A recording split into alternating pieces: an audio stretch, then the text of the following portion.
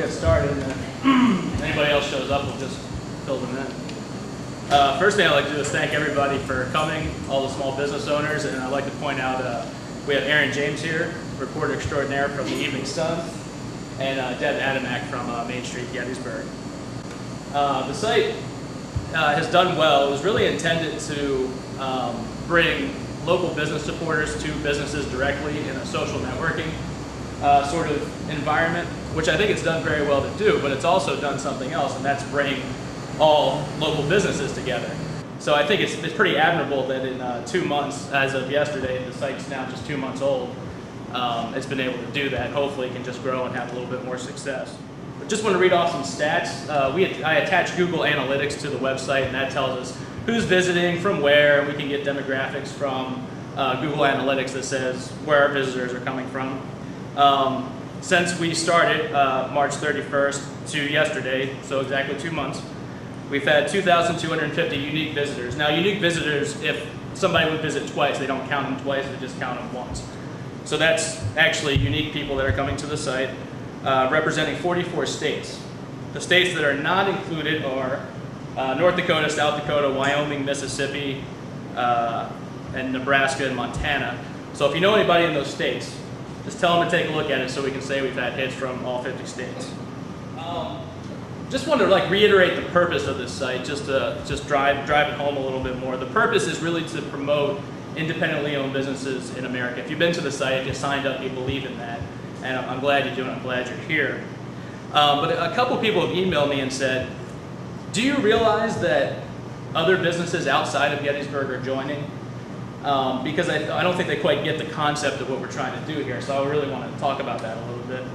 I do understand we have businesses in New Hampshire, we have businesses in California and Michigan. I've actually talked to all these people on the phone that maybe not today, but they've had meetings similar to what we're doing right now with the topics to preserve local businesses and to get local businesses together and really try to self-promote yourself and how to use the site effectively.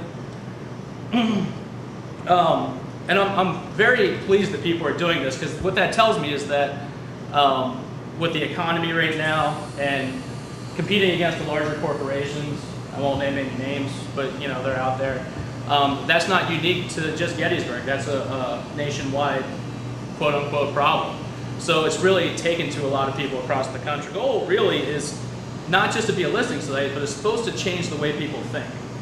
And that's a really hard thing to do, is to change the way people think about shopping. Because my generation, I think a lot of other people do it too, is they automatically, if they need something, they just go to Walmart. When I grew up, and a lot of my friends that are my age, if you need something, you just go to Walmart, because there's everything there. And that's all my family does. And I didn't really realize that I was thinking like that until I owned a small business. And until I lived in Hanover, where there's all these little places tucked behind streets. I still get lost in Hanover. And I've lived there for 2 years now. Where, there's this place and that place. So I started counting how many businesses I passed going to Eisenhower Drive or to the gym.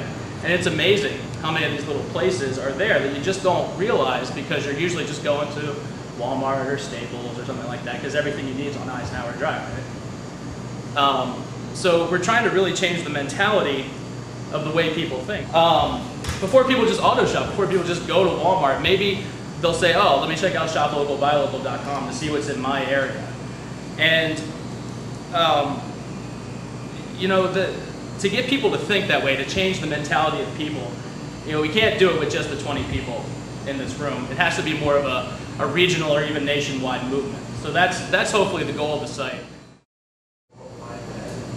Let everybody know that. So, when we work with Main Street or anybody else, that's great, but they're not going to be the end all be. We all have to do things together, all do our own part, and in the end, we're the ones who are going to be the reason for our success. So this website really just helps you do that. So.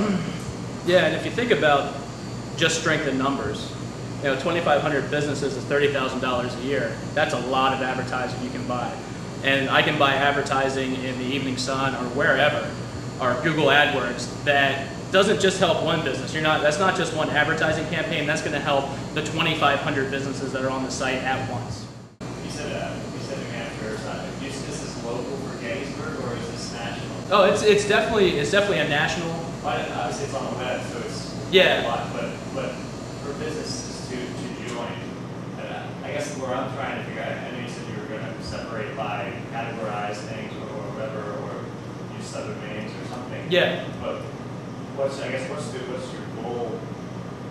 6 months from now, let's say you get 70 businesses sign up in this area, and businesses in California start to sign up. Like, how are you going to kind of show people what is in what area? Well, when people go on, when you go to the search page, you filter by zip code. So if people are in Gettysburg and they're searching, they just put their town or their zip code or whatever in, and then it filters out all the businesses that are not in their town. So it's just through search. Like, there's no homepage for Gettysburg. No, but the groups thing would be able to do that. But just through search right now.